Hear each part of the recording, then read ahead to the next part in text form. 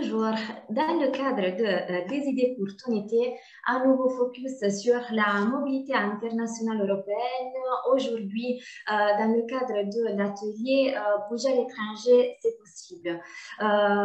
Aujourd'hui, on va aborder donc plusieurs possibilités de départ, que ce soit pour un stage, un volontariat, de l'emploi, des projets même qui sont menés par des structures associatives.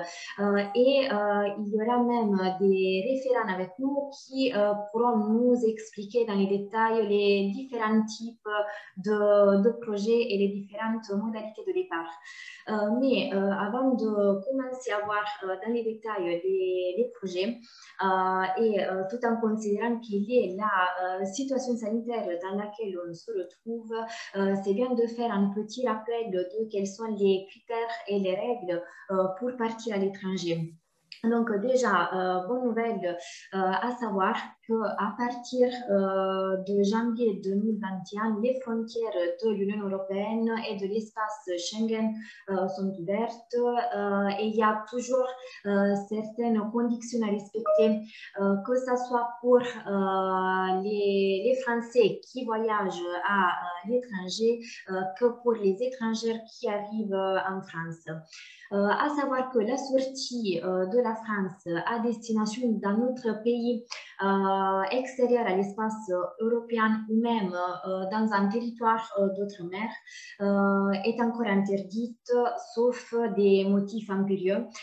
Et toute une liste exhaustive, on va dire, des motifs impérieux qui peuvent permettre donc ces déplacements-là sera disponible sur le site du gouvernement.fr. À savoir aussi que pour tout ce qui concerne l'ouverture des frontières, il faut toujours suivre la situation épidémiologique des pays, voir quelles sont les mesures qui sont prises par rapport au confinement, s'il y a des quarantaines à faire et s'il y a des critères en particulier qu'il faut respecter. Il y a même des derniers changements qui ont eu lieu, on va dire, dans les dernières semaines. Par exemple, l'Italie impose une quarantaine aux voyageurs qui arrivent de l'Union européenne. Et ça, c'est plutôt sur le court terme, au moins jusqu'au mois d'avril. Le Portugal, à partir du 31 mars, a prévu aussi que pour les voyageurs qui arrivent dans les pays, il y a une quarantaine à respecter de 14 jours dans son domicile ou dans un établissement qui est désigné par les autorités de santé portugaises. Le Maroc aussi a suspendu les vols à destination en provenance de France et d'Espagne. Les États-Unis pourraient peut-être enlever les interdictions de voyage depuis l'Union européenne vers la mi-mai, mais c'est quelque chose qui reste à confirmer, on va dire. D'autres pays commencent à se projeter vers l'été et vers les vacances, comme par exemple la Thaïlande qui se dit prête à rouvrir les frontières aux touristes vaccinés ou qui seront obligés à faire en absence de vaccin une quarantaine. Et ça, c'est une mesure qui va être actée à partir du mois de juillet. Et même pour ceux qui rêvent les vacances d'été, à savoir que les Seychelles réouvrent aussi aux touristes, même sans vaccin, il y aura la possibilité de pouvoir rentrer dans le pays et de pouvoir donc être en quarantaine dans le pays.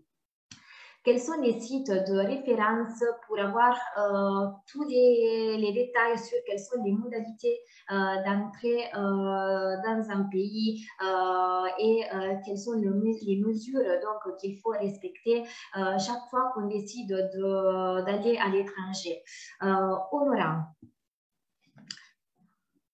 Reopen EU, donc c'est le site officiel de la Commission européenne qui va permettre de savoir quelles sont les mesures à respecter par rapport aux différents pays.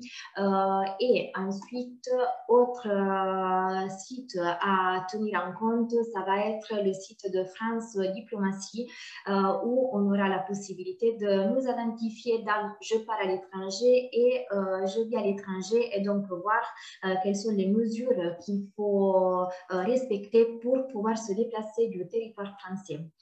Avant de donc commencer avec le détail des différents projets, je laisse mes collègues même se présenter et ensuite on pourra commencer à voir dans les détails quels sont les projets, les dispositifs dont on va vous parler aujourd'hui.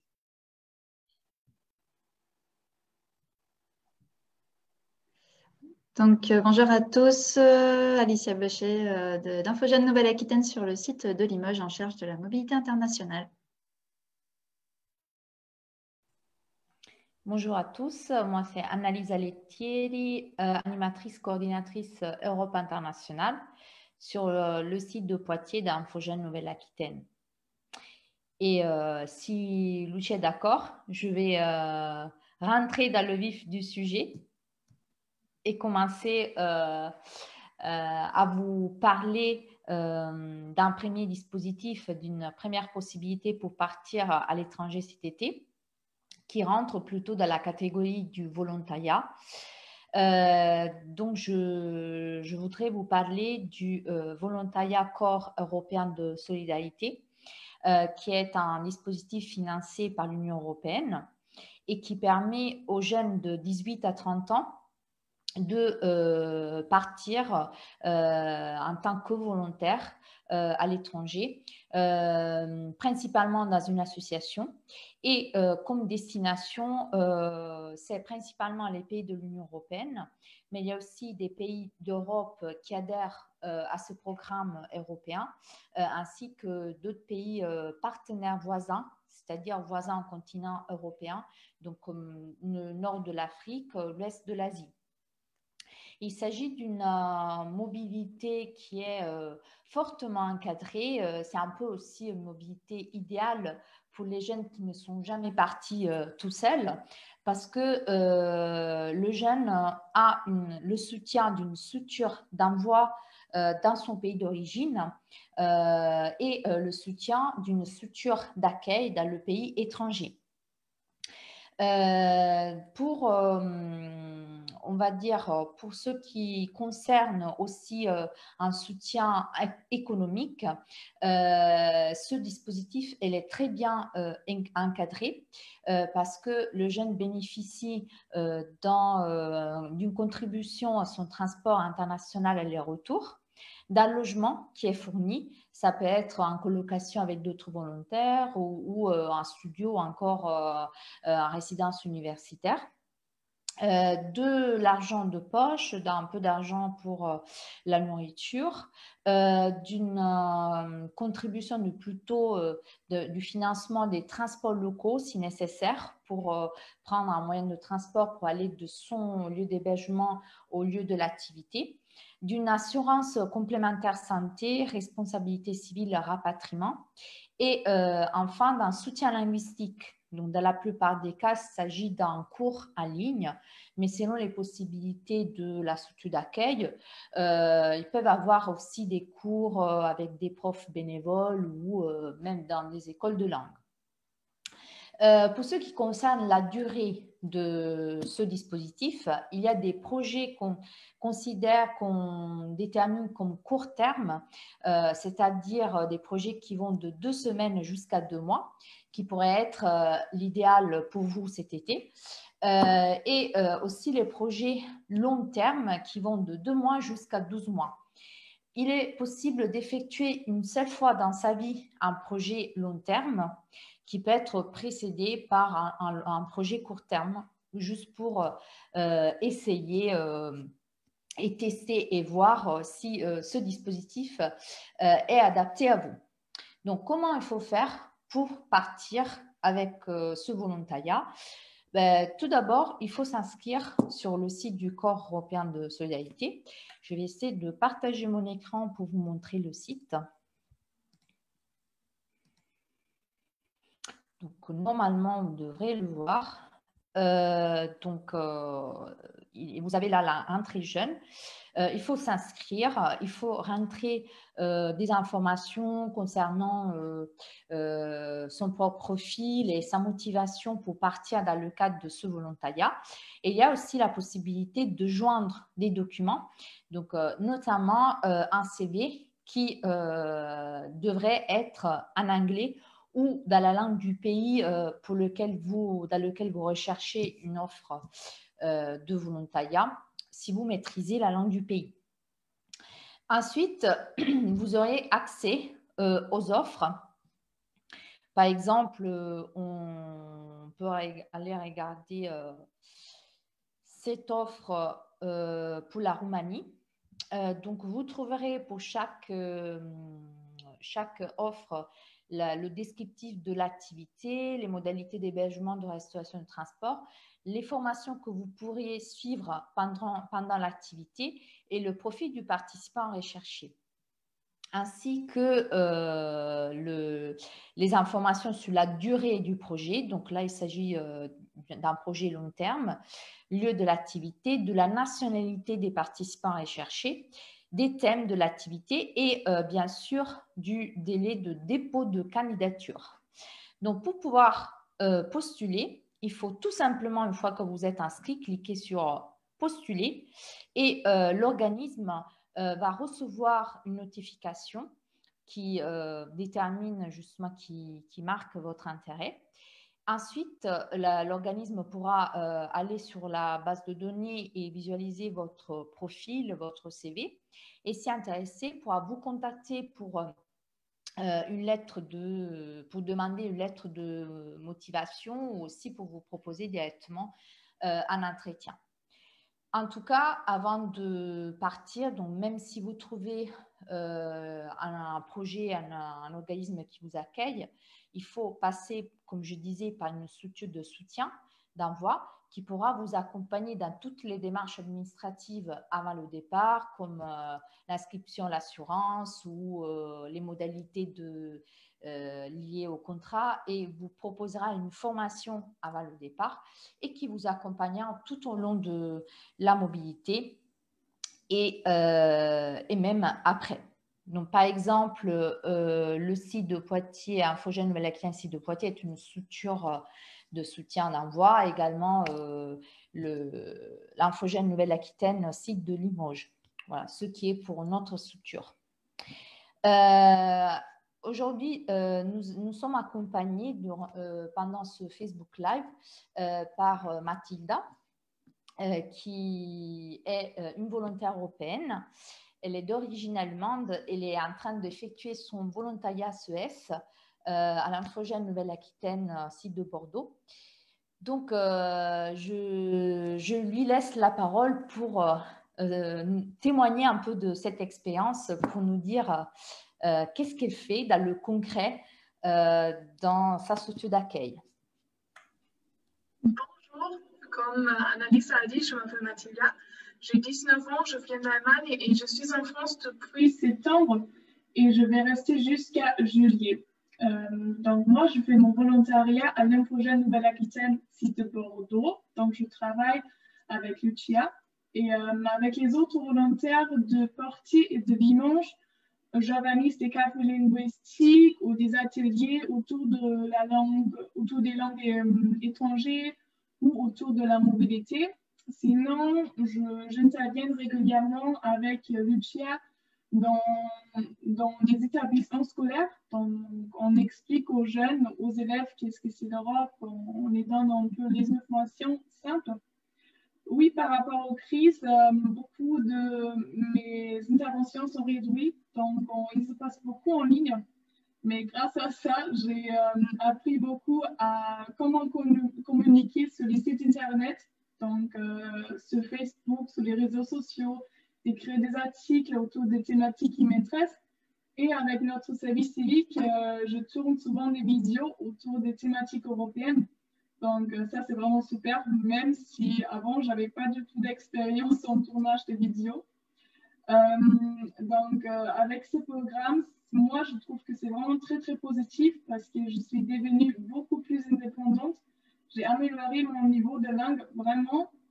J'ai encore amélioré mes compétences numériques, comme je dis, grâce à la crise.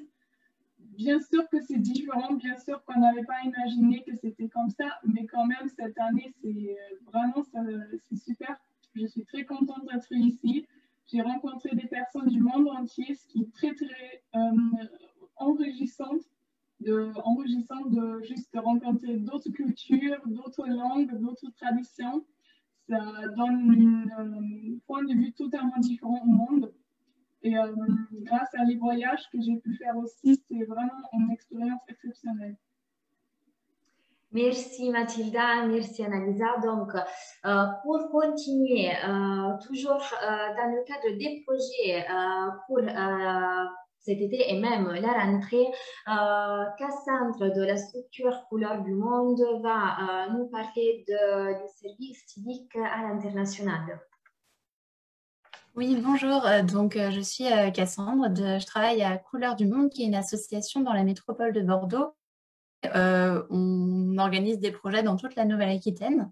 Et on organise plusieurs projets différents, mais là, aujourd'hui, je vais vous parler du service civique à l'international, du coup, qui fait suite à ce que vient de présenter Annalisa du Corps européen de solidarité. Vous avez sûrement déjà entendu parler du service civique. Peut-être que vous ne saviez pas qu'on peut le faire à l'étranger. Alors, c'est très simple. Du coup, je vais vous partager moi aussi mon écran. Voilà, donc là, j'ai juste tapé service civique à l'international.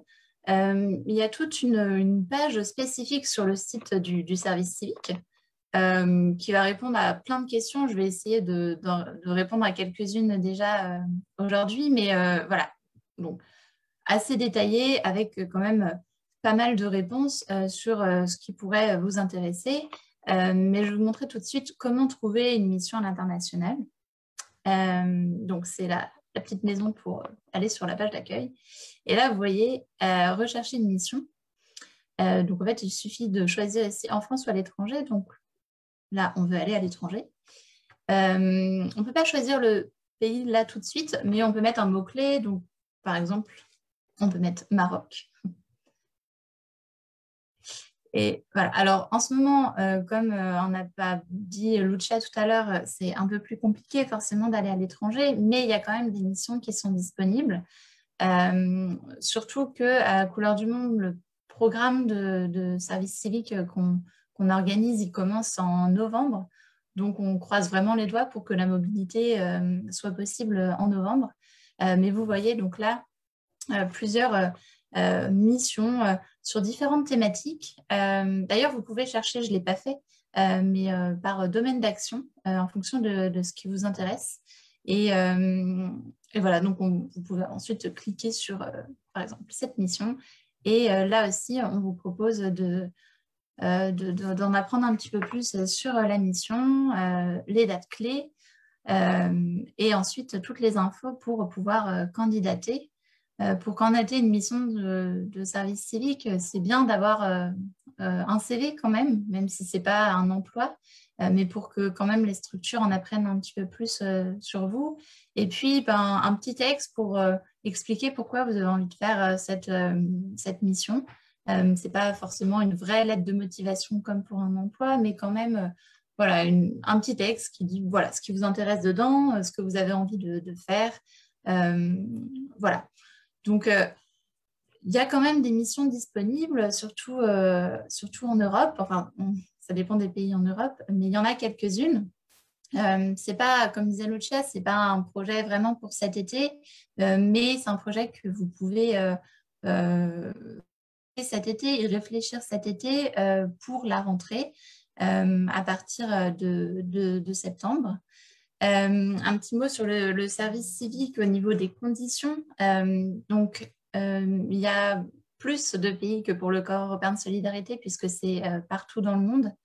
Donc là aussi, bien sûr, ça dépend des conditions sanitaires, mais de manière générale, c'est tous les pays dans le monde quasiment.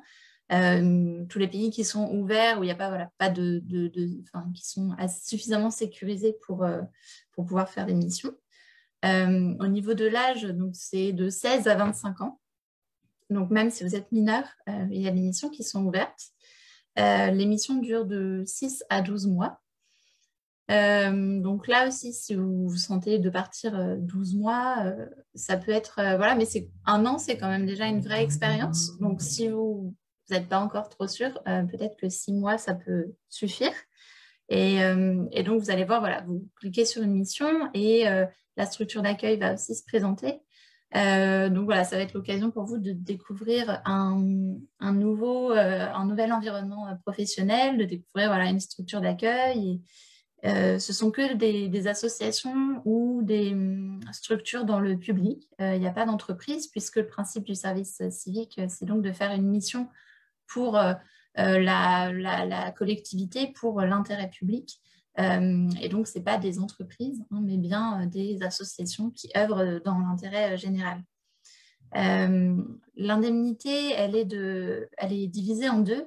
Une aide donc, de 473 €, une aide de l'État qui est versée chaque mois, et une aide de la structure d'accueil qui est de minimum 107 €, qui peut être payée en argent, en euros, ou en nature, donc c'est-à-dire par un logement ou une aide pour se nourrir, se voyager, etc. Mais même si c'est en nature, ça doit avoir l'équivalent de 107 € par mois.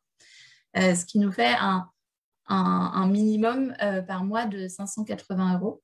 Donc voilà, là, ça va dépendre des pays en fonction du coût de la vie dans le pays. Dans certains pays, ce sera largement suffisant. Dans d'autres, c'est le cas en France, si vous avez un logement à payer, voilà, il faudra peut-être voir à côté, puisque c'est possible de travailler à côté, ou si vous avez de l'argent de côté, ou si vos parents peuvent vous aider. Voilà pour le service civique en général. Et ce que je voulais vous présenter un petit peu plus, c'est le service civique qu'on met en place à Couleurs du Monde, où l'accompagnement est vraiment poussé. Justement, si vous avez encore jamais eu d'expérience à l'étranger et vous avez besoin d'être vraiment suivi dans cette mission, dans ce projet. Alors, je repartage. Notre programme de volontariat, il s'appelle Weche ici. C'est un mot en Wolof qui est une des langues du Sénégal, puisqu'on a notamment des missions au Sénégal. Donc, je vous disais tout à l'heure, pour la prochaine promo, ça commencera en novembre. On a ici la plupart des pays avec lesquels on travaille, donc dans lesquels on a des missions. Voilà, donc sur le total, c'est une 60aine de volontaires, une 30aine de volontaires en France qui va partir à l'international, et une 30aine de volontaires dans les pays qui sont ici, qui va venir en France, avec l'idée d'un échange, donc d'une réciprocité, autant de volontaires qui viennent que de volontaires qui partent. Pour préparer tous ces volontaires à bien faire leur mission, il y a toujours une formation de 15 jours. Et ensuite, chaque volontaire commence sa mission donc, dans sa structure d'accueil, et la mission dure 6 mois, donc 6 mois, mais 7 mois si on compte la formation du début et la formation de fin. Donc, c'est un service civique de 7 mois, mais la mission dans la structure d'accueil, elle est de 6 mois. Et comme je disais tout à l'heure, autant de volontaires qui viennent que de volontaires qui partent, ça veut dire qu'il y a des binômes. Et ces binômes vont avoir un projet qu'on appelle le micro-projet à mettre en place à deux. C'est-à-dire qu'il va vraiment falloir travailler, en étant à l'étranger, il va falloir travailler avec un volontaire du pays dans lequel vous allez aller, qui sera en France. Et vous allez devoir faire ce petit projet sur des thématiques qui vous intéressent. Au bout de 6 mois, tout s'est bien passé. Malheureusement, il faut revenir en France. Et donc là, c'est le bilan. Donc une dizaine de jours de formation pour revenir, voilà, faire le bilan de l'expérience passée et préparer la suite, préparer l'après-volontariat. Est-ce que vous voulez reprendre des études? Est-ce que vous voulez travailler? Voilà, là, on vous accompagne aussi à valoriser l'expérience que vous avez acquise pendant le volontariat. Et ensuite, ce qui va suivre, c'est du coup toute la valorisation aussi de cette expérience auprès des autres jeunes. Parfois, on redemande à des anciennes volontaires de revenir pour parler, voilà, témoigner et expliquer mieux en tant que quelqu'un qui a fait une expérience, voilà, pour pouvoir avoir des meilleurs mots pour en parler. Donc voilà, à peu près, ça c'est le parcours qu'on propose donc chaque année. Là, actuellement, il y a une promo qui est en cours et qui se termine, voilà, je ne l'ai pas dit, mais qui se termine cette année en juillet et l'année prochaine, donc en juillet également 2022.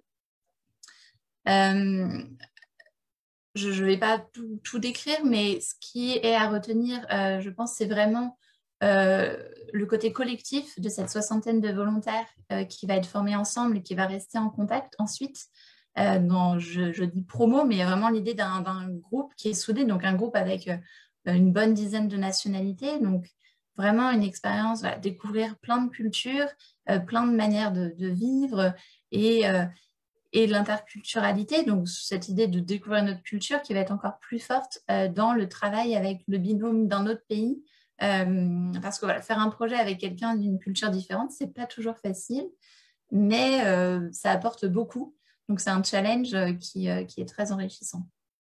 Et toute cette partie, en fait, tout du long, du début à la fin, à Couleur du Monde, on est plusieurs tutrices et on vous accompagne, que ce soit dans votre mission, si vous avez des difficultés, mais aussi dans votre vie de tous les jours, parce que vivre à l'étranger, ça peut parfois être un peu difficile. Donc là aussi, on reste disponible. Dans le cadre de Weche, donc du volontariat avec Couleur du Monde, le logement est toujours prévu. Donc, c'est-à-dire qu'il y a bien les 473 € que vous recevez directement et vous ne recevez pas les 107 € en plus, mais un logement est mis à votre disposition, un petit peu comme le Corps européen de solidarité. Voilà. Si ça vous intéresse, vous pouvez déjà envoyer une candidature spontanée dès maintenant, voilà, dès cet été. Et on publiera des missions plus spécifiques cet été. Donc voilà, le recrutement se fait en septembre-octobre pour commencer en novembre. Et pour conclure, du coup, je voulais juste vous dire que j'ai moi-même fait un service civique à l'international il y a 3 ans, c'est ça, en Allemagne. Et voilà, comme disait Mathilda, je peux que approuver. C'était une expérience vraiment super que j'ai fait moi après mes études parce que je ne savais pas trop dans quoi m'orienter. Et ça m'a vraiment beaucoup aidé à m'orienter puisque au cours de mon volontariat, j'ai fait plusieurs formations et ça m'a aidé à trouver ce qui m'intéressait. Et après, je suis restée travailler un peu en Allemagne. Et où déjà dans les échanges de jeunes, dans le volontariat, et aujourd'hui, je suis encore dedans. Donc, n'hésitez pas, vous n'allez pas forcément trouver votre voie tout de suite, mais c'est forcément une expérience qui va vous ouvrir et vous éclairer sur ce que vous aimez ou sur ce que vous aimez moins, et qui sera forcément très enrichissante. Merci Cassandre pour ce partage même par rapport au service civique. Une autre opportunité de départ, cette fois on reste toujours sur la période estivale, va pouvoir être le fait de partir pour des chantiers des jeunes bénévoles. Qu'est-ce qu'on va faire dans des chantiers des jeunes bénévoles? Déjà, on va être des jeunes actifs car on va faire partie d'un groupe pour faire une activité qu'on va dire d'intérêt général et utile. Le plus d'un chantier des jeunes bénévoles va être le fait que c'est une activité qu'on va faire en groupe et c'est une activité qu'on va pouvoir faire en France ou même à l'étranger. Pendant un chantier des jeunes bénévoles, donc on a plusieurs jeunes qui peuvent avoir même différentes nationalités et dans ce cas-là, la langue officielle du chantier des jeunes bénévoles va être l'anglais. Et pendant une durée que ça peut être variable de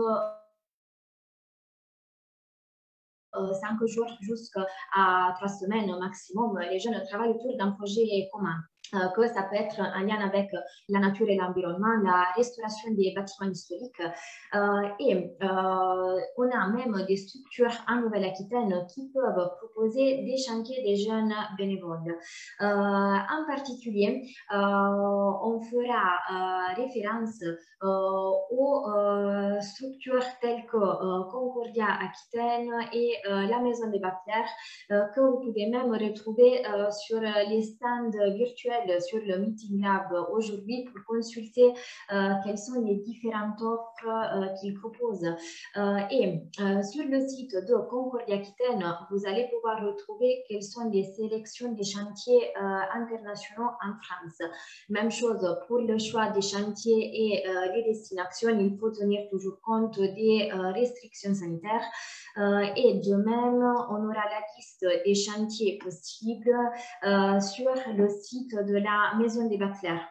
Il y aura des frais à prendre en charge, ça veut dire les frais de transport, ça va être à la charge des jeunes, mais une fois que vous serez sur place, vous serez hébergés et accueillis et donc les frais seront tous couverts de ce point de vue-là. C'est aussi une expérience très intéressante à faire, surtout si vous vous imaginez pendant l'été de faire quelque chose d'utile et que ça soit en lien avec des missions d'intérêt général. Je laisse Alicia continuer avec un autre projet d'engagement et qui peut se faire même chose en France et à l'étranger, c'est-à-dire le woofing. Oui, merci Lucia. Alors effectivement, là, je vais parler d'autres choses, mais ça reste dans cet esprit de mission d'intérêt général. Donc, si vous avez la fibre écolo, que vous voulez contribuer à l'agroécologie ou que vous souhaitez vous initier à des méthodes agricoles durables, peut-être que vous serez intéressé par le woofing. Alors, le woofing, qu'est-ce que c'est? Donc, c'est un mouvement mondial qui est né dans les années 70, en 1971 plus précisément. Donc, cette année, le mouvement a 50 ans. Il est né au Royaume-Uni. Voilà, donc ça avait comme but de proposer des activités d'entraide auprès de fermes bio, donc dans des petites exploitations de taille humaine.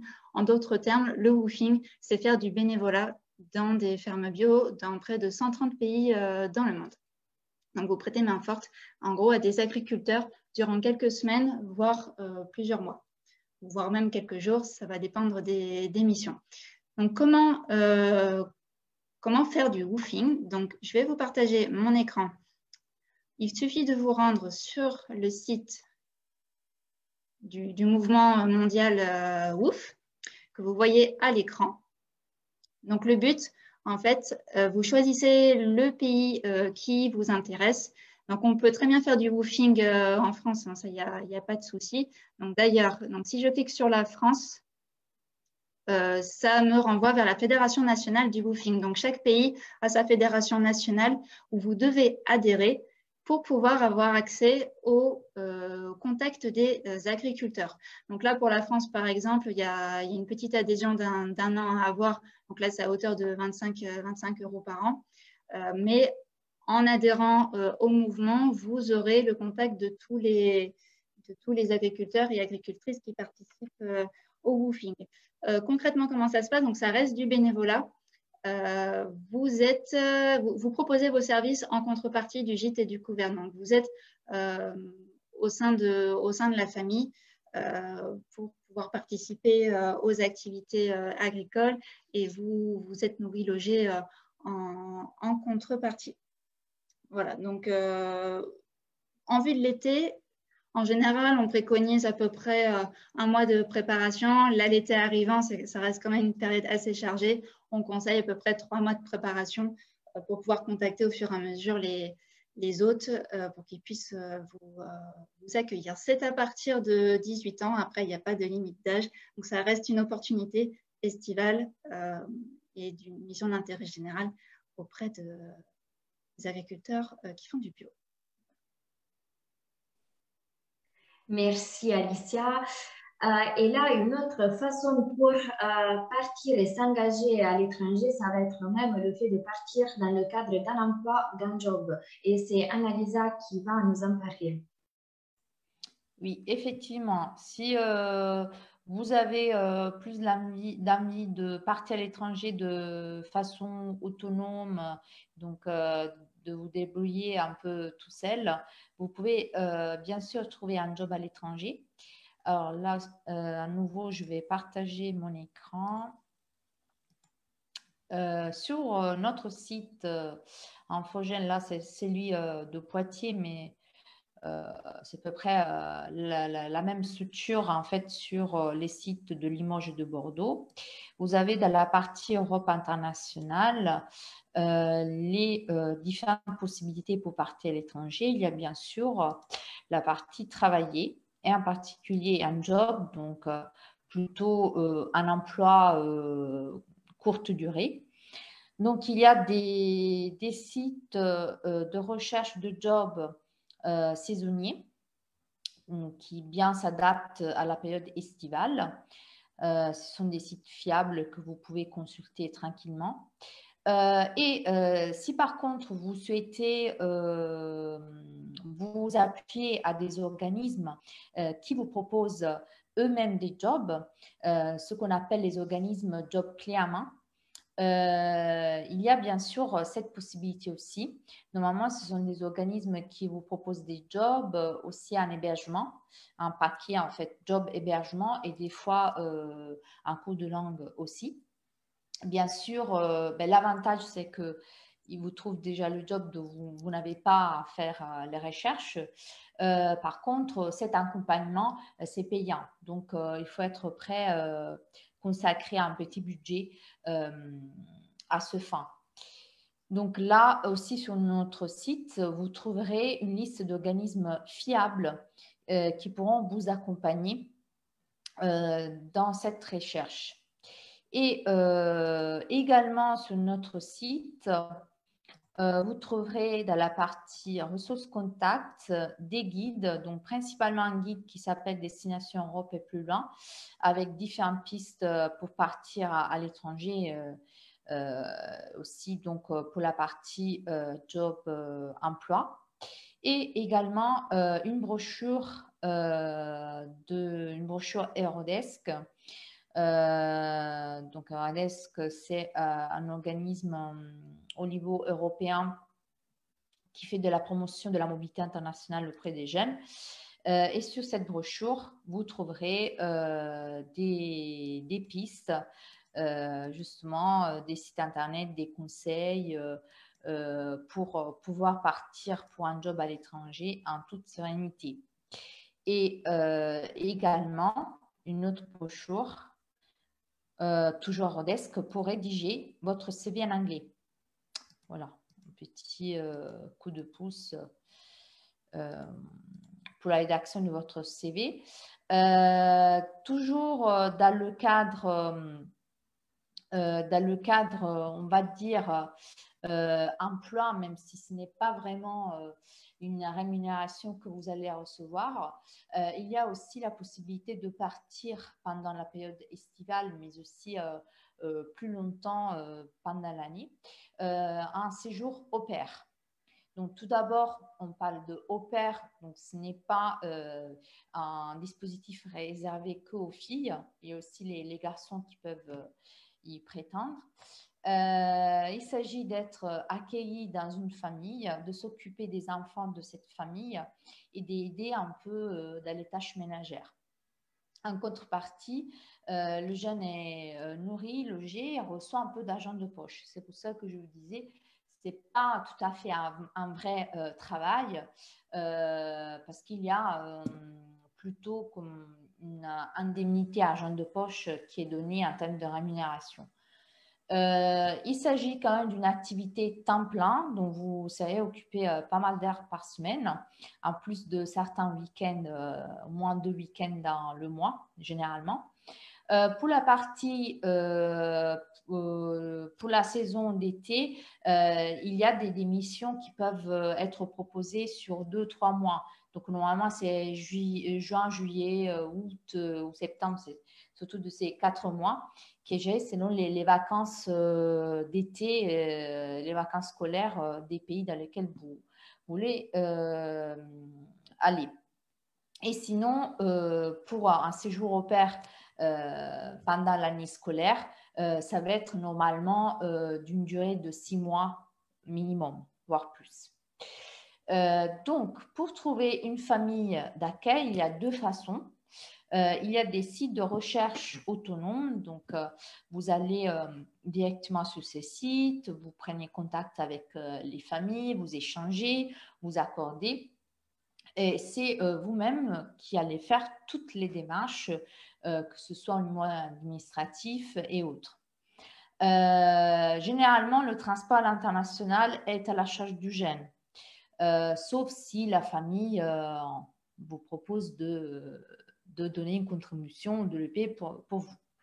L'autre façon pour partir, c'est de s'appuyer des organismes d'accompagnement, c'est-à-dire des organismes déjà reconnus et accrédités au niveau national, qui ont des contacts des différentes familles, donc qui connaissent bien les besoins de ces familles. Et leur rôle, c'est vraiment de bien matcher le profil du jeune avec les besoins des familles. Et l'avantage, c'est aussi que cet organisme est là pour vous accompagner dans toutes les démarches et pour intervenir si jamais c'est nécessaire en cas de problème avec la famille d'accueil. Par contre, cet accompagnement est payant. Le tarif varie selon les organismes et aussi selon le pays de destination. Concernant l'âge des jeunes qui peuvent partir au pair, alors généralement c'est déjà pour les majeurs. On peut aussi partir à 17 ans, mais il faut justifier de l'expérience babysitting, plus avoir l'accord parental. Donc, on va dire que c'est beaucoup plus simple de partir une fois qu'on est majeur.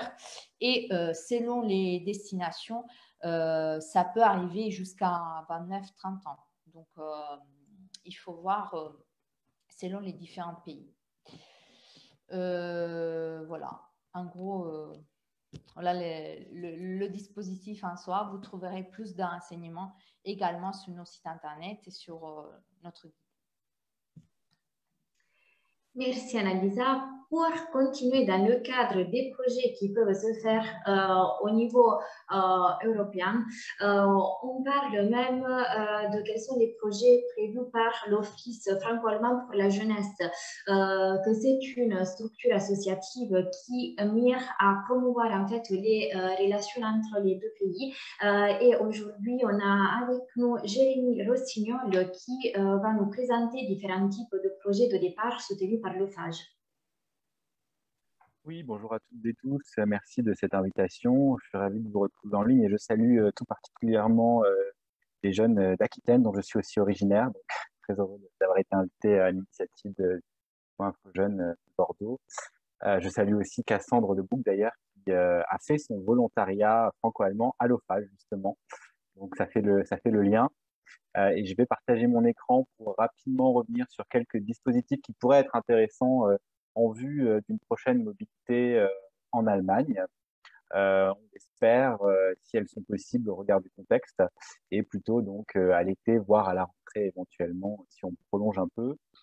Je vais partager mon écran avec vous pour vous montrer quelques programmes à travers un support. Ce sera plus parlant, je pense.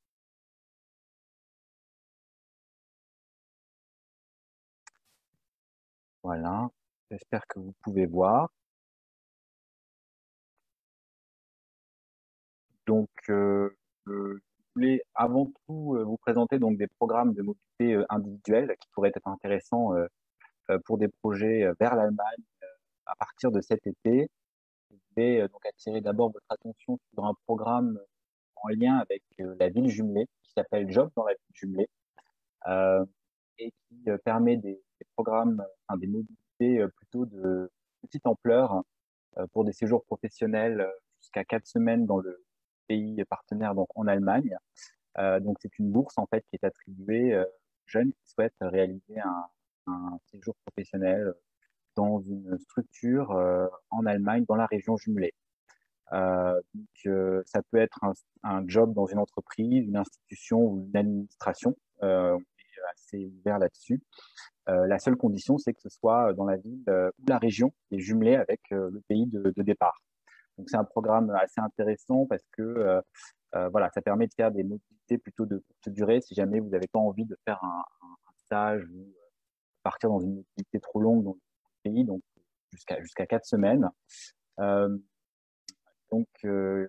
Les conditions, c'est d'avoir entre 16 et 30 ans, de faire, comme je le disais, séjour professionnel dans la ville de la région jumelée, être de nationalité française ou résider de manière permanente en France, et de posséder quand même un minimum de connaissances linguistiques de l'allemand pour être capable de réaliser le séjour professionnel. Donc en 2021, on a même réduit la durée minimale de ce séjour-là, qui peut même être de 2 semaines, puisqu'on est conscient des difficultés que les uns et les autres peuvent rencontrer dans les projets de mobilité. Donc, on essaie d'être le plus souple possible.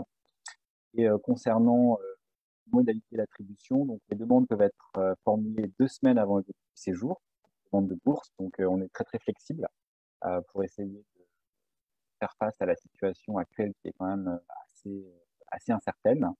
Nous finançons donc dans ce cadre-là les frais de voyage sur la base d'un forfait kilométrique, 24 centimes d'euros par kilomètre. Et il y a une subvention qui peut être attribuée jusqu'à 300 euros pour le projet, jusqu'à donc 4 semaines. Pour 4 semaines, s'il y a déjà une indemnité pour le logement, le financement sera financement maximum de 150 euros. Le financement est attribué donc en complément de ce qui peut déjà être versé par l'employeur. Si éventuellement il y a déjà un versement qui va jusqu'à 300 euros, évidemment, on ne pourra pas verser la bourse, mais si c'est en dessous, voilà, l'OFAGE fait le complément jusqu'à 300 euros pour ces séjours-là. En général, ce sont souvent des petits séjours d'immersion professionnelle après le bac, par exemple, sur des courtes périodes, comme je dis, jusqu'à 4 semaines, et c'est pas toujours rémunéré. L'avantage de cette bourse-là, c'est que ça peut vraiment constituer un complément à ce genre de petits séjours professionnels, immersion en Allemagne, qui sont pas toujours l'objet d'une rémunération, puisqu'il ne s'agit pas d'un stage classique ou d'un travail classique.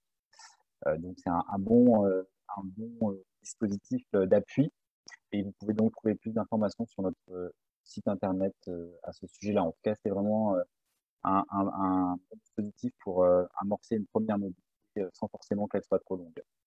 Par ailleurs, si dans ce cadre-là, vous pouvez avoir un conventionnement pour un stage, si jamais ce séjour court doit prendre la forme d'un stage, mais que vous n'avez pas de convention de stage, parce que vous êtes, par exemple, pas encore étudiant, vous venez de sortir du bac, vous n'avez pas la possibilité d'être conventionné par un établissement d'enseignement supérieur, sachez qu'il existe un dispositif à l'OFAGE qui s'appelle Praxis, qui est un dispositif conventionnement de stage franco-allemand, donc qui permet à des jeunes Français, en l'occurrence, par exemple, qui souhaiteraient faire un stage en Allemagne sans avoir d'organisme de formation, d'obtenir une convention de stage bilingue qui permet donc de donner un cadre juridique à la mobilité professionnelle. C'est particulièrement intéressant pour voilà, les jeunes qui sortent du bac, par exemple, qui ne sont pas encore inscrits dans les études, ou alors qui sont entre deux cursus et qui n'ont plus la possibilité d'être conventionnés. Donc ce dispositif-là, par exemple, il peut être utilisé aussi dans le cadre de la bourse job dans la vie jumelée, si il ne s'agit pas d'un job, mais plutôt d'un stage qui vous est proposé jusqu'à 4 semaines. Donc la durée, dans le cadre de ce programme-là, c'est donc pour des stages de 1 à 6 mois. Là aussi, on est très flexible sur les délais de candidature en ce moment, parce que ça peut se faire jusqu'à 2 semaines avant la mobilité. Le demandeur peut avoir entre 10 et 30 ans. Et donc, on réalise une convention de stage bilingue qui prévoit aussi une assurance risque privé et professionnel dans le cadre du stage. Donc, en plus de l'assurance de base. Et pour les jeunes qui sont en difficulté, vraiment peuvent attester de manque de ressources financières, il y a la possibilité d'obtenir une bourse dans le cadre de ce conventionnement de 500 €, qui est une bourse unitaire pour toute la durée du stage. Voilà. Mais c'est vrai qu'en général, les stages sont rémunérés, en Allemagne. Mais si jamais voilà, il y a un besoin particulier, vous pouvez faire une demande de bourse complémentaire en plus de ce conventionnement. Et par ailleurs, dans le cadre de ce programme-là, nous avons un job board en ligne sur Facebook où sont postées un certain nombre d'annonces d'employeurs qui cherchent à recruter des jeunes Français ou des jeunes Allemands, donc souvent des entreprises qui travaillent en franco-allemand et qui cherchent des profils de jeunes qui souhaitent aller dans l'autre pays. Donc ça peut être intéressant de regarder. Voilà.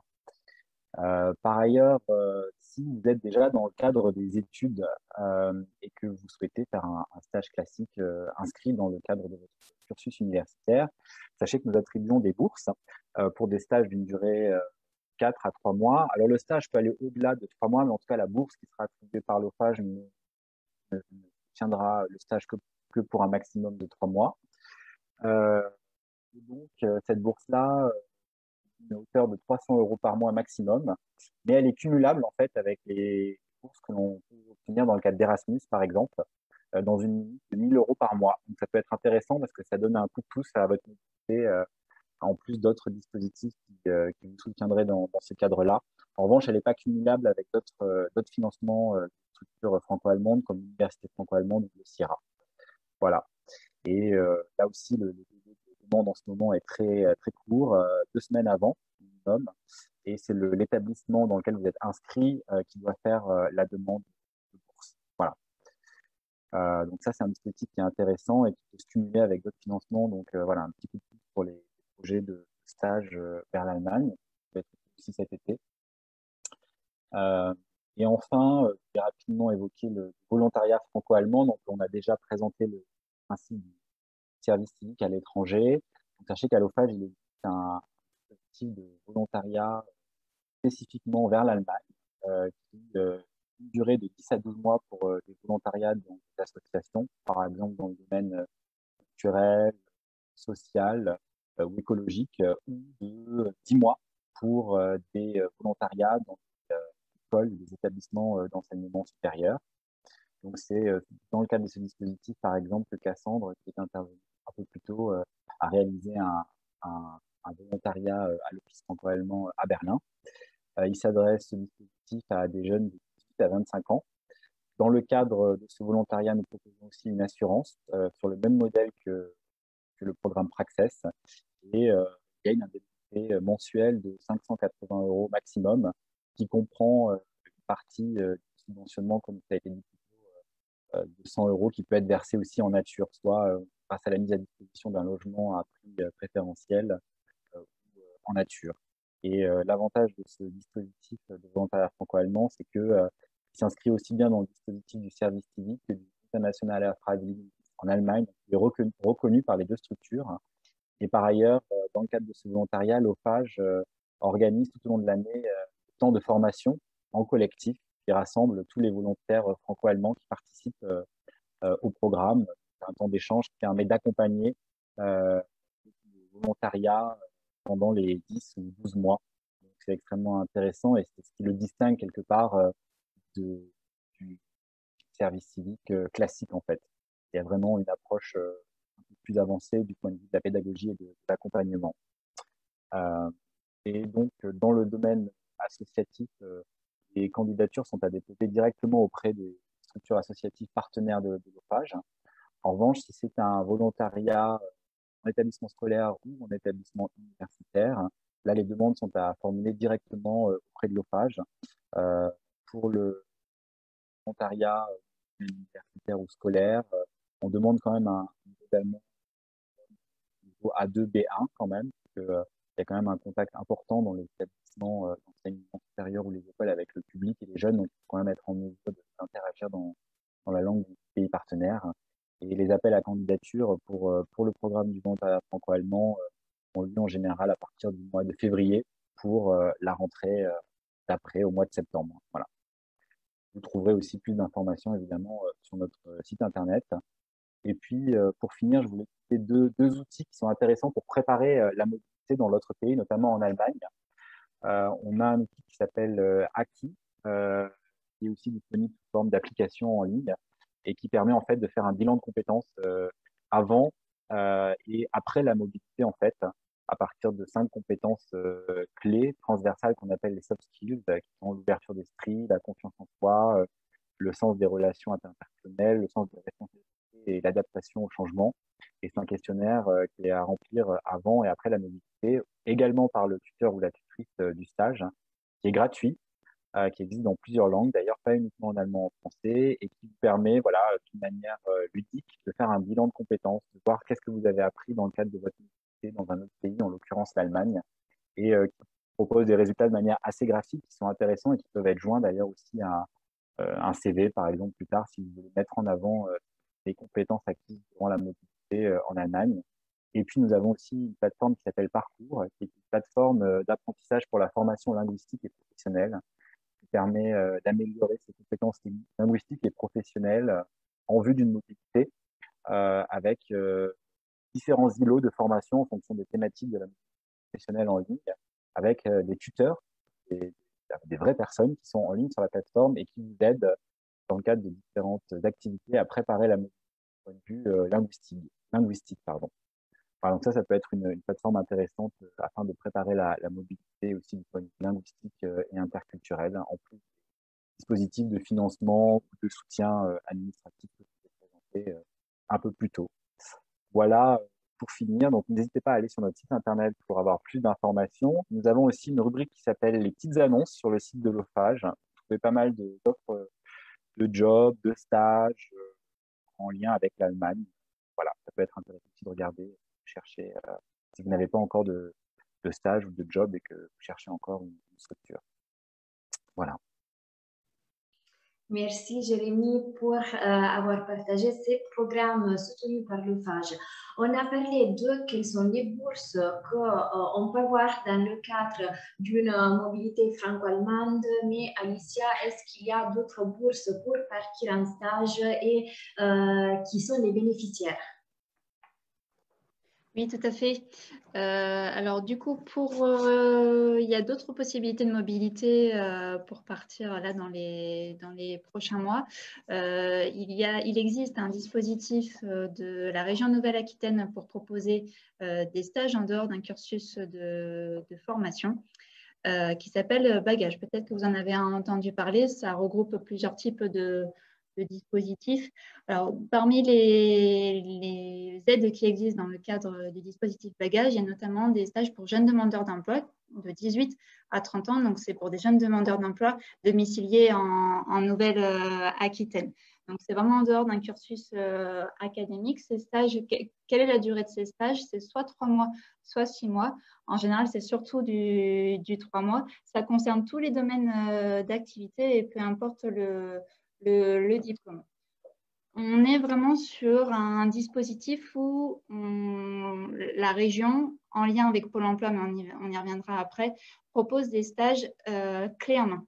Pourquoi clé en main? La première porte d'entrée, c'est vraiment d'aller voir votre conseiller Pôle emploi dans l'agence qui vous suit. C'est lui ou elle, la conseillère, qui va valider votre projet professionnel et qui va donner le feu vert pour pouvoir remplir un dossier dans le cadre de Bagage.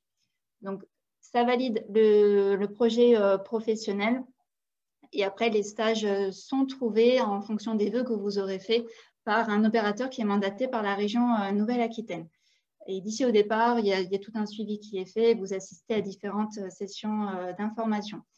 Pour l'aide régionale, qu'est-ce qu'elle couvre? Donc, vous avez les frais de voyage aller-retour, l'hébergement, que ce soit en colocation ou en famille d'accueil. Vous avez également une aide supplémentaire de 80 € par semaine de stage. Il y a une prise en charge supplémentaire pour les jeunes en situation de handicap. Et par-dessus tout ça, si vous êtes bénéficiaire des allocations de chômage, vous maintenez vos allocations de chômage. Je vais vous montrer et partager mon écran pour pouvoir vous montrer. Vous allez sur le guide des aides de la région Nouvelle-Aquitaine et vous tombez sur cette page, stage à l'étranger, public demandeur d'emploi. Vous avez du coup là en gras un petit résumé du dispositif.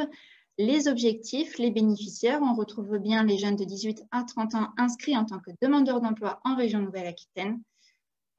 Il faut bien sûr aller voir le conseiller Pôle emploi, le récapitulatif de l'aide régionale et la prise en charge par la région Nouvelle-Aquitaine, les modes de versement de l'aide, les critères de sélection que j'ai évoqués tout à l'heure et les étapes pour faire la demande. Voilà pour les stages bagages proposés par la région Nouvelle-Aquitaine. Toujours dans le cadre des stages, Gisèle va nous parler de notre modalité de départ. Cette fois, ça va être la même chose, un départ possible dans les pays européens. Oui, merci Lucia. Effectivement, donc moi je représente l'organisme de formation INSUP et nous avons depuis de nombreuses années maintenant un programme de mobilité qui qui est aussi complémentaire de tous ces différents dispositifs et qui se situe hors cursus, donc pour des personnes qui ont déjà validé une qualification professionnelle de niveau 5 jusqu'à Bac+, puisqu'on a des stagiaires donc, qui peuvent se situer jusqu'à niveau Bac+5 pour effectuer des stages dans une entreprise d'Europe. Alors, actuellement, c'est vrai que les conditions sont peut-être un petit peu plus difficiles. Néanmoins, nous avons actuellement des stagiaires qui sont dans des entreprises dans des pays du nord de l'Europe. Donc, après avoir fait un test PCR 72 heures, un test avant de monter dans l'avion, un test 5 jours après être entrés dans le pays. Et pour certains, d'ailleurs, ceux qui sont au Danemark actuellement ont un test obligatoire toutes les 2 semaines dans certaines entreprises. Néanmoins, les entreprises quand même sont dynamiques et souhaitent continuer à accueillir des jeunes. Donc, notre travail consiste à proposer un accompagnement pour toutes ces périodes de stage. Donc, je vais essayer de partager avec vous l'appel à candidature qui est toujours actif. Donc, nous finançons des mobilités qui vont être de 4 semaines, mais la moyenne est de 3 mois. Donc, le programme qui est actuellement en cours se poursuit jusqu'au 14 septembre, puisqu'en fait, il s'agit d'un programme qui a démarré déjà en 2019. Alors, malheureusement, l'année dernière, nous avons eu des effectifs relativement faibles, mais justement, donc là, avec, on espère quand même plutôt une perspective un peu plus positive, ou en tout cas l'application de mesures très strictes. On souhaite continuer à donner la possibilité à des jeunes d'aller faire des stages en entreprise. Donc là, vous avez la liste de tous les pays européens. Donc, le stage doit nécessairement s'effectuer dans une langue qui n'est pas le français. Donc, il n'est pas possible pour des ressortissants français d'aller faire un stage en Belgique ou au Luxembourg. Et il faut également que ce soit dans une entreprise et pas une représentation, par exemple, d'un organisme français. On ne pourrait pas faire son stage à l'Alliance française, par exemple. Donc, les conditions, avoir terminé un cursus scolaire ou universitaire, avoir une qualification professionnelle, qu'elle soit de niveau 5, donc jusqu'à un niveau d'études supérieures, posséder des compétences linguistiques dans la langue, niveau A2 ou B1 ou à minima en anglais. Et bien sûr, à proposer, avoir des compétences à proposer qu'on va mettre en pratique pendant ce stage. Donc, le travail justement de l'organisme d'accueil, de l'organisme d'envoi, INSUP, donc ça va être d'accompagner les candidats depuis la phase de rédaction du CV en langue étrangère, recherche de l'entreprise, passation des entretiens, signature de la convention. Et ce programme est financé par une bourse Erasmus qui prend en charge pour les bénéficiaires la majeure partie des frais. Donc, ça va être les frais de voyage depuis la France, le billet d'avion aller-retour, donc l'hébergement. Alors, l'hébergement qui se fait plutôt sous la forme de colocation, dans une famille d'accueil, disons, chez l'habitant. Le transport local, il y a également une allocation pour les frais de subsistance, qu'on appelle donc la nourriture, et certaines entreprises peuvent donner une allocation de stage. Et comme dans Bagages, les jeunes qui sont donc demandeurs d'emploi inscrits dans une mission locale ou au Pôle emploi, s'ils ont déjà travaillé et perçoivent l'allocation chômage, donc peuvent en plus exporter leurs droits. Voilà. Donc, les candidatures sont ouvertes, donc jusque pour des mobilités à réaliser avant mi-septembre. Voilà, donc n'hésitez pas à nous contacter, donc soit sur mon adresse mail ici que vous avez, hein, gmassol@insul.org. Donc, nous prendrons en compte toutes vos demandes et étudierons avec vous l'accompagnement dont vous avez besoin pour pouvoir concrétiser ce projet de mobilité en entreprise. Voilà. Merci. Merci Gisèle.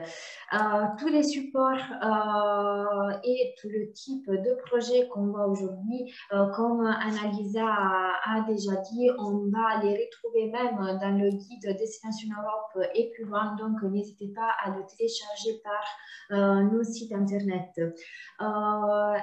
Si on veut partir toujours pour l'été et même dans les pays européens, Alicia va nous présenter un autre type de dispositif qui s'adresse aux jeunes de la Nouvelle-Aquitaine.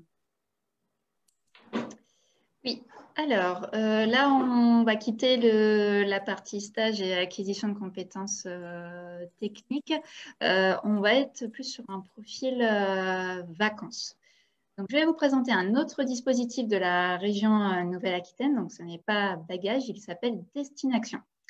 Donc, il va juste falloir que Gisèle enlève son partage ou quelqu'un qui enlève le partage et je vais pouvoir partager le mien.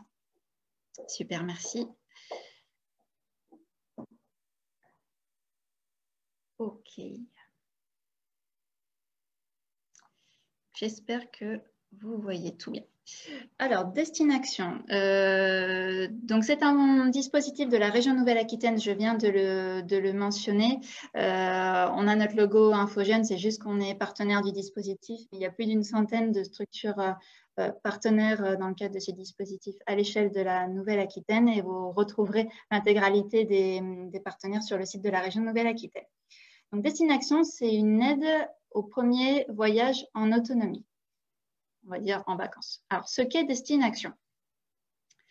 Donc, je viens de le rappeler, dispositif régional qui aide au premier départ en vacances en autonomie. C'est une aide pour un départ en vacances où ces séjours sont organisés et gérés par les jeunes eux-mêmes. Ça, c'est très important. Ce que n'est pas Destination. Destination ne va pas concerner tous les séjours familiaux, donc hébergement en famille, accompagné d'un parent. De même, les séjours qui sont encadrés par des professionnels, des animateurs par exemple, ne sont pas éligibles et les séjours en formule tout compris non plus. Il faut vraiment qu'il y ait comme objectif la construction d'un séjour de A à Z par le jeune. Bien sûr, il va être aidé, surtout si c'est son premier voyage si ce sont ses premières vacances en autonomie, il va être aidé grâce à des structures. Quelle forme peut prendre le séjour? Donc, on peut partir seul ou on peut partir aussi entre amis. Il est aussi possible de partir avec ses frères et sœurs ou avec ses cousins, ses cousines. Il ne faut pas partir avec les parents ni avec des animateurs. C'est la première fois qu'on part tout seul ou avec des jeunes de notre âge pour la première fois. Où est-ce qu'on peut partir? Destination est ouvert à des destinations en France métropolitaine plus la Corse. Donc, l'outre-mer français n'est pas éligible et on peut partir également dans plusieurs destinations européennes. Alors, ce n'est pas que l'Union européenne, ce n'est pas que les 27 États membres de l'UE. On est vraiment sur le continent européen au sens large avec plus de 50 pays possibles. Alors attention, le séjour qui peut être aidé dans le cadre de destination, c'est uniquement un séjour possible, un seul séjour aidé. Il y a juste une exception qui est faite de manière à permettre la progressivité, c'est d'avoir tout d'abord un départ France qui est aidé dans le cadre de destination, puis après un départ Europe. Mais l'inverse n'est pas possible. C'est-à-dire, si vous faites un départ Europe puis après un départ France, ce n'est pas possible. C'est directement en Europe. Combien de temps? Donc, on est vraiment sur des vacances, donc ça reste du court terme. Pour les départs France, on est sur un minimum de 4 nuitées consécutives et pour l'Europe, minimum 6 nuitées. En termes de conditions de participation, donc évidemment, il faut résider en Nouvelle-Aquitaine. Il y a quand même une durée de résidence et d'y résider depuis au moins 6 mois. Comme je l'ai dit au début, n'être jamais parti sans encadrement familial ou animateur. Avoir besoin d'un soutien méthodologique et ou financier pour partir. Les critères d'âge, on peut partir dans le cadre de destination pour un départ France à partir de 16 ans et jusqu'à 22 ans. Et pour les départs Europe, il faut être majeur, donc à partir de 18 ans jusqu'à 25 ans. Les aides financières et l'accompagnement. Alors, concrètement, comment ça se passe? Les candidats ou les jeunes qui veulent bénéficier de destination, il faut obligatoirement qu'ils passent par l'accompagnement d'une structure locale. Donc, ce sont ces fameuses structures partenaires dont je parlais tout à l'heure. Il en existe plus d'une centaine labellisées par la région en Nouvelle-Aquitaine. Donc, un passage obligatoire auprès d'une structure locale. Pourquoi? Elle va vous aider dans la construction de votre voyage.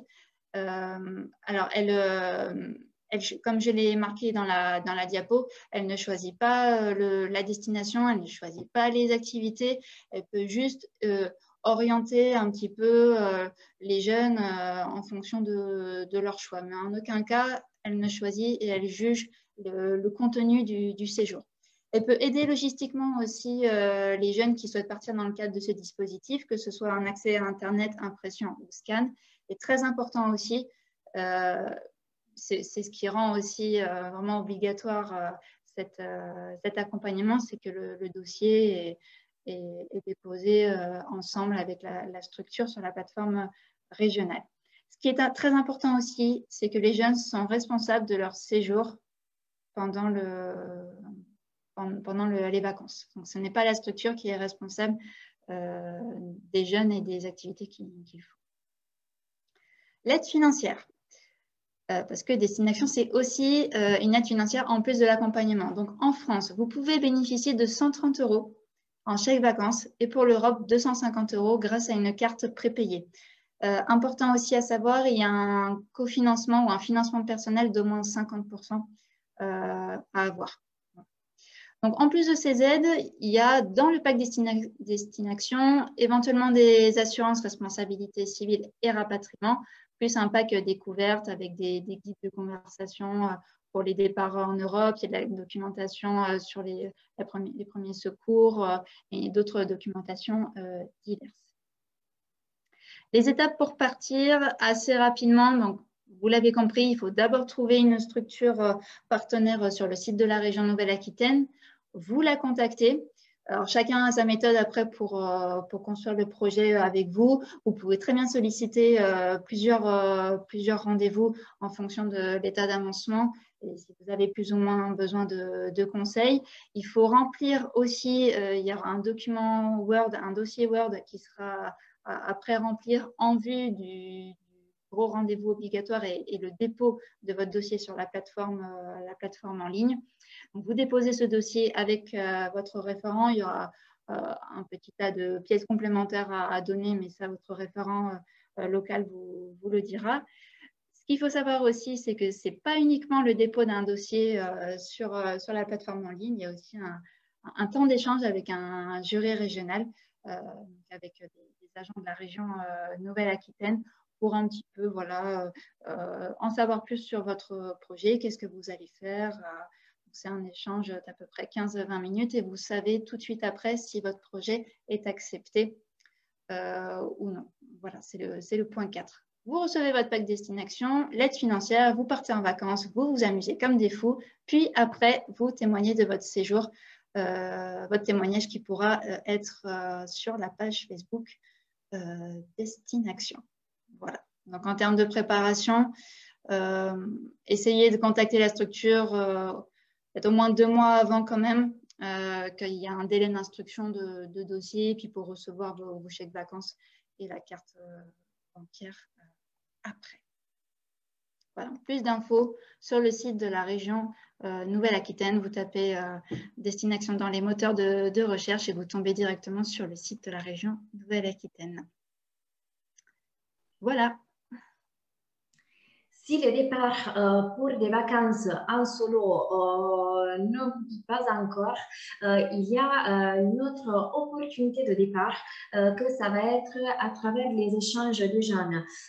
Donc déjà, dans le cadre d'un échange de jeunes, on part dans un groupe et donc on a des jeunes qui viennent de différents pays qui se rencontrent dans un des pays de l'Union européenne et qui apprennent à travers différents types d'activités à se connaître et même à communiquer dans une langue étrangère. Les échanges de jeunes vont être ouverts à tous les jeunes âgés de 13 à 30 ans et il y aura une durée de 5 jours jusqu'à 21 jours maximum.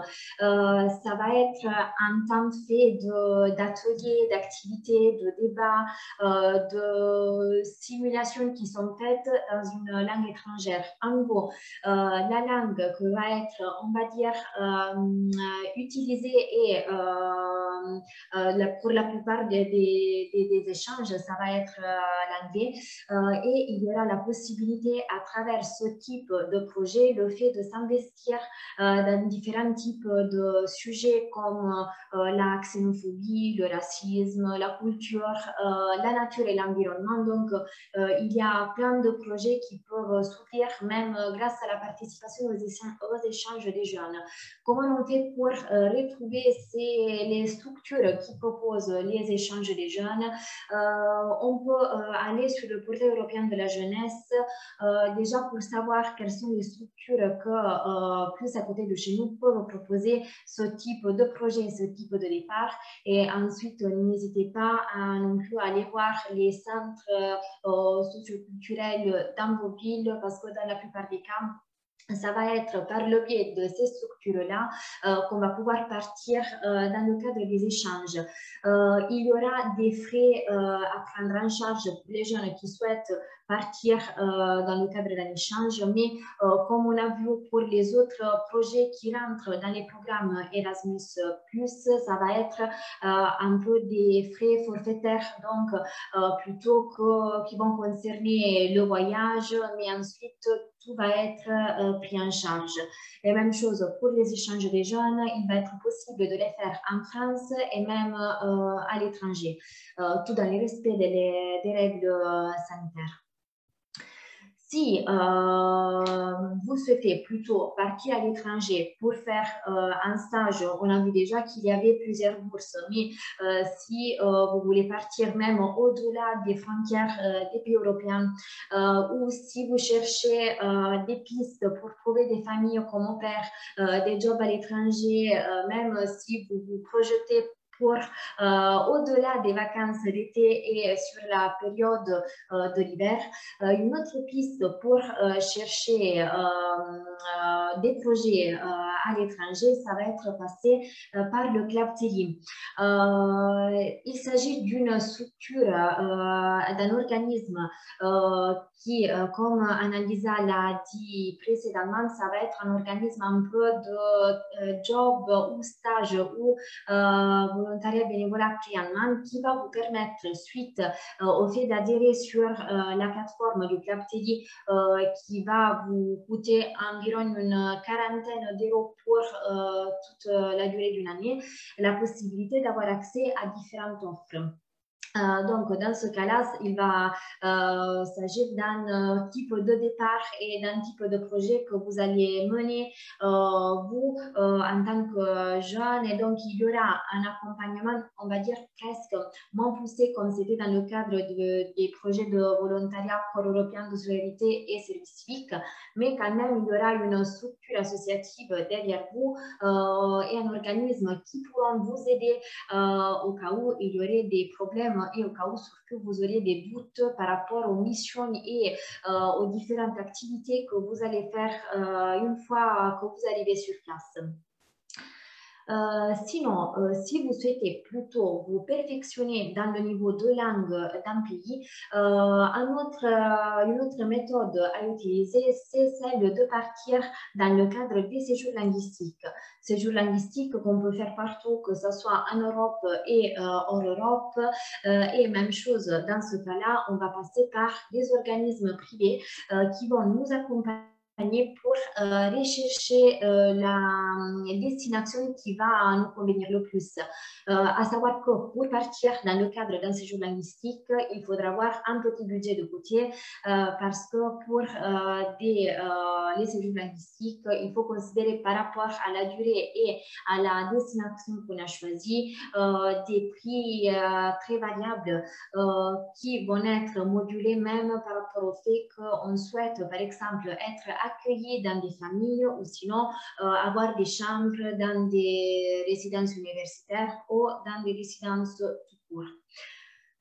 Si tous les projets que nous vous avons présentés, les différents types d'engagement que nous avons vu ensemble aujourd'hui vous intéressent et vous avez envie d'en savoir plus et même d'affiner votre projet de départ à l'étranger, en Nouvelle-Aquitaine, vous avez la possibilité de rencontrer un ou une opérateur et donc opératrice de la plateforme SoMobilité.